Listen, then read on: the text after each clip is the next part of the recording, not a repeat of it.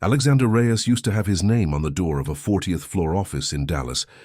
Then, in the span of one boardroom ambush, he lost everything: his title, his marriage, his reputation, and most of his money.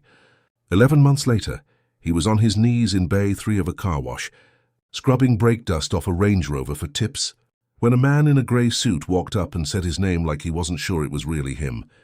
The man was Simon Kessler, an attorney who had once drafted paperwork for a quiet engineer named Walter Combs.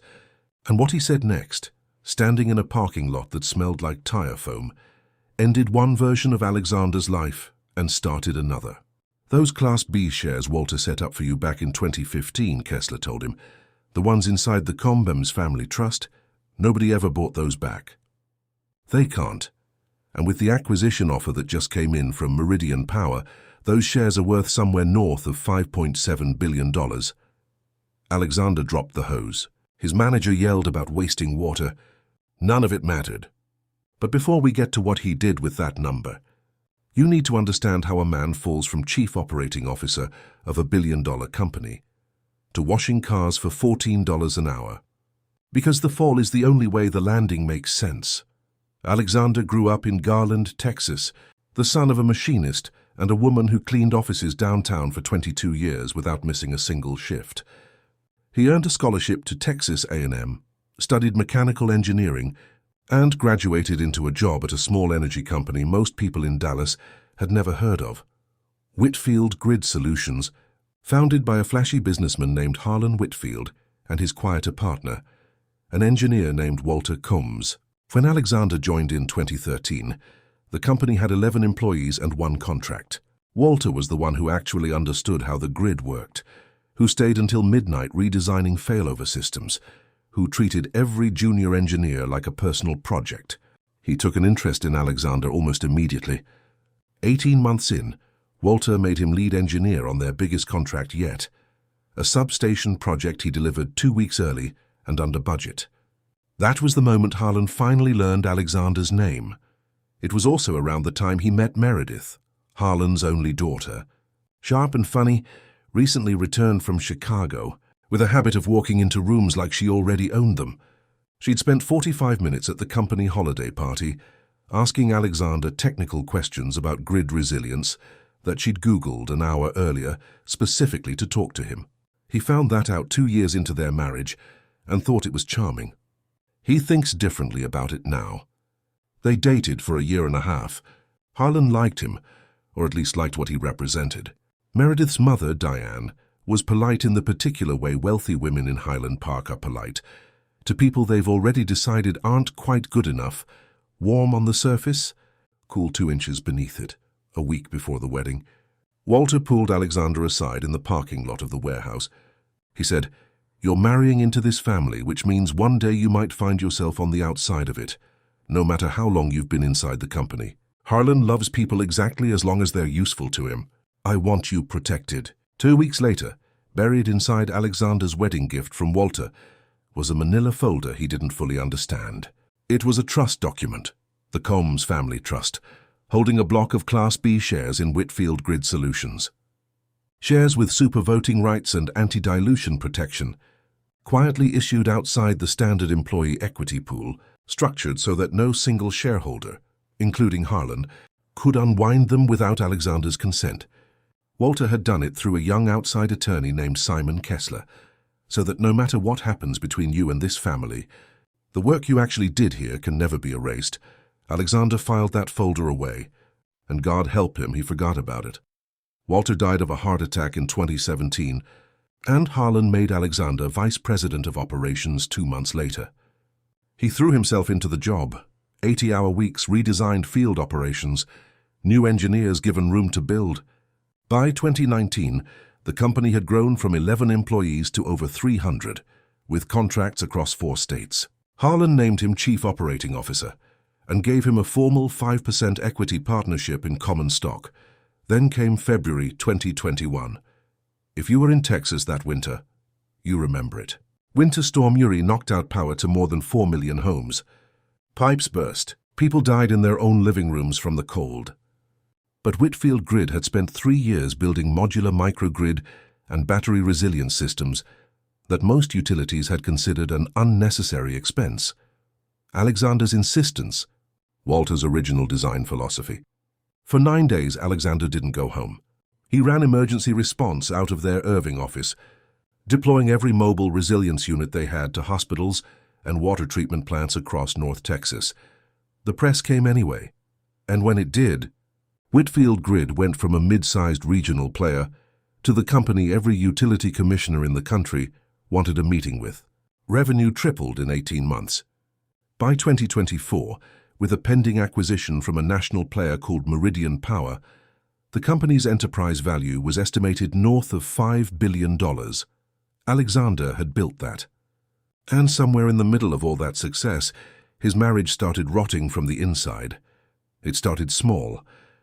Meredith, now the company's chief marketing officer, started taking calls in the guest bedroom with the door closed, traveling more, coming home from a boutique fitness studio with energy that had nothing to do with exercise. He told himself he was imagining it. He was running a company through the fastest growth period in its history. He didn't have room in his head for suspicion. The man's name was Tyler Voss, Vice President of Business Development, hired by Harlan personally over Alexander's objections 2 years earlier.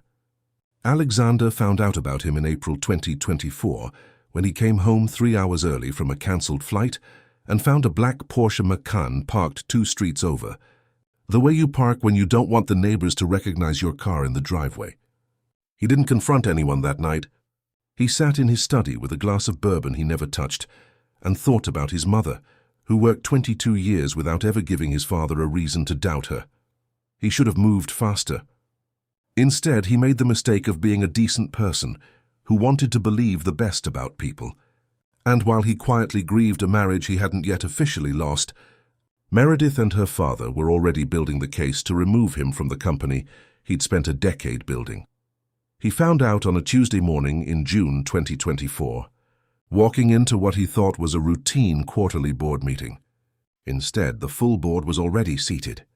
Harlan at the head of the table, Diane in a guest chair she had no business occupying, Meredith beside her father instead of beside her husband, and an outside attorney Alexander didn't recognize, standing near the window with a folder that had his name on the tab. "The board has concerns," Harlan said, "about your operational judgment and your capacity to lead this company into its next phase." "My operational judgment built this company's next phase," Alexander said. "I was on the ground during Uri while half this board was in Aspen." Then Diane spoke, and her voice carried none of the warmth she'd ever pretended to have. "You were always the weak one, Alexander. Meredith carries the Whitfield name. You carry a work boot mentality that was useful for a while. And frankly, this company is entering a different world now. So is our daughter." He looked at Meredith. He gave her every chance to say something, to look uncomfortable, to look like a wife watching her husband get ambushed by her own family. She didn't. Her eyes were dry and steady. She said, "I've asked for a divorce, Alexander. My father and I think it's cleaner if the professional separation happens at the same time." The board voted 8-1 to remove him. The one dissenting vote was Meredith's younger brother, Ethan, who mouthed the word sorry across the table, while his mother glared at him for it. The severance package on the table was generous on paper. 18 months of salary, a lump sum buyout of his common stock at a valuation their attorney had conveniently lowballed by nearly 40%, and a non-disparagement clause thicker than the employee handbook he'd written himself. Sign within 72 hours, or face a 4-cause termination that would follow him through every future background check in the industry. He signed. He signed almost everything. He was in shock. Nobody in that room, including him, remembered the folder Walter Combs had given him 11 years earlier. Nobody remembered the trust because it had never lived inside the company's cap table. It lived quietly with a boutique trust attorney who, at that point, Alexander hadn't spoken to since his wedding day. By August, he had 2 suitcases and a storage unit. By September, the divorce was in motion. By October, his severance was burning through faster than expected. Because 38-year-old men with a public boardroom removal in their recent history don't get hired quickly, especially when Harlan Whitfield has made a handful of quiet phone calls to people he golfed with. He applied to 11 executive positions that fall and got 2 interviews. Both ended with careful language about concerns regarding optics. By January 2025, he was sleeping on an air mattress in his brother Daniel's spare bedroom in Oak Cliff. A mattress that lost pressure every night around 3 in the morning. Daniel never made him feel like a burden. He'd say, "Man built a grid that kept half of North Texas alive during Uri. He can sleep on my floor as long as he needs." And every time he said it, it made the whole thing both more bearable and more humiliating at once. Alexander took the car wash job in March, not because he had no other options, but because he needed cash that didn't require a 6-week hiring process, and because there was something almost peaceful about work you could leave at the door. That's where he was, on his knees in Bay 3, rag in hand, when Simon Kessler recognized him, handed him a business card, and told him to come to his office the next morning before telling anyone anything. Alexander didn't sleep that night. He sat on Daniel's back porch, running numbers that felt more like a fever dream than math. Whitfield Grid was worth roughly $19 billion in the pending Meridian Power acquisition.